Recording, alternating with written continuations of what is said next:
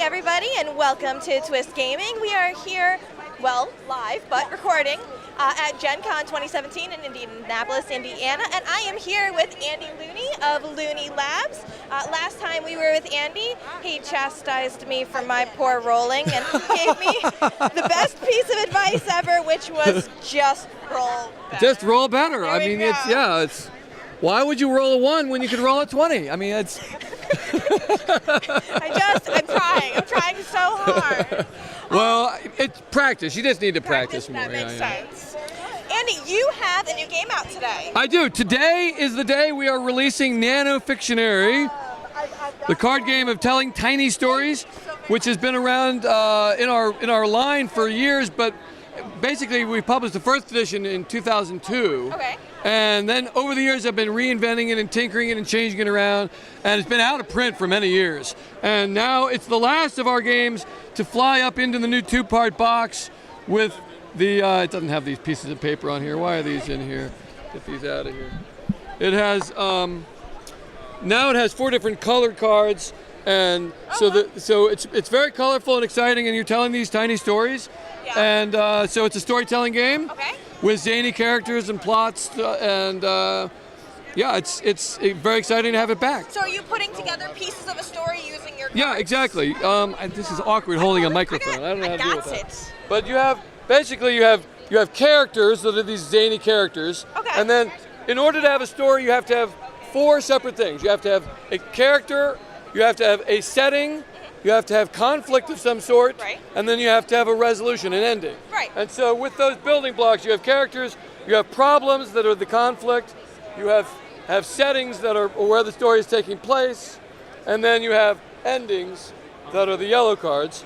And so you'll you'll collect the building blocks to a story in front of you, and then everybody takes turn telling a story based on their building blocks. The art on the cards kind of gives me that Schoolhouse Rock kind of feel to it. It's very really cool. Cute. Alison here did all of the art for this particular game. Alison, wave hi. She drew the original illustrations for it back in the first edition 15 years ago, and now she's redone them all in a much more polished look. So the art is better, the game is better, and I'm really excited to have this one back in print after many years of being out. And so that's new today, and then coming soon, and this is real exciting exclusive that. I'm so excited by this. Guys. Anyway, coming soon is Doctor Who Fluxx. We've been trying to get the rights to do this for years and years. We finally have, and it's about to go to the printer. By the time this airs, it will have gone to the printer. I hope. Andy, I have to ask the question that every Doctor Who fan wants to know. Is it bigger on the inside? Of course it is. It's full. It's so huge inside. It's got all the doctors. Well, of course, it has 12 doctors. As we now know, the new one is coming. Yes. But we don't have her in here yet. We don't know anything about her yet. We'll have to bring her out as a promo card later. War Doctor? The War Doctor is also not in here because we're making him as a promo card. Oh, so he's going to be available as a retailer promo card. Very all the standard 12 are all in here, and that was the thing I wanted to have was all the doctors. And there's a really cool mechanism called the Blinovitch limitation effect. Okay. Which this is for you Doctor Who nerds. This is why Doctor Who never, or at least rarely, encounters himself. Right. Is because of a scientific principle of time travel called the Blinovitch limitation effect.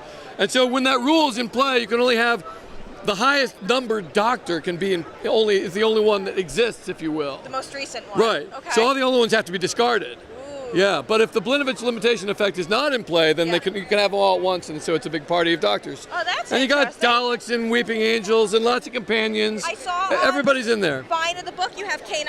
K9, yeah, he's in there too. Very Well, here, let's again, hold my mic. I'm good. All right. Let's take a look at some of the cards in here. Oh, there we go with the original. All the there doctors. Oh, the future Doctor. Because there's always going to be another one. So the future Doctor ranks rather of a Doctor. You got K9. You got the sonic screwdriver pushes creepers away. River. This is very cool. Oh! Oh my God! Doctor's down. Anyway, my personal favorite is John Pertwee. So But we have all the Doctors, except for the new one, as I said. And so that's coming. I don't know. We don't have a release date yet for this. But you are looking to send it to the printers soon. So this is. I'm expecting it. This is final art. We just, frankly, we're waiting for the last sign off from the BBC to be able to say it all looks good. But they've been approving everything, and so far, I think by the time we get home, this should be approved. That's awesome. That is really, really so that's exciting. And then next year, or maybe late this year, depending, we're finally bringing back the new. I've lost the Looney. I found Zendo. That was good. Zendo's coming back, and it's back more exciting than ever because now Zendo is originally a pyramid game, and so many people know it as one of the Ice House games, but it's not included in Pyramid Arcade because Pyramid Arcade has 10 colors and only 9 pieces of each, and Zendo really wants only 3 colors and a ton of pieces of each. Okay. So since it wasn't optimal for that, and since we wanted to take it kind of into the next level anyway, we're bringing out a new Zendo set that has new shapes. So it'll have blocks and wedges in addition to pyramids. Yeah, I was looking at this on the board here, and I was like, oh, I wonder if that's Pyramid Arcade, Ice House games, because the Pyramid Arcade box is over so here. So it's still got the old pyramids from Pyramid Arcade, but there's only one size of them, so they don't have pips.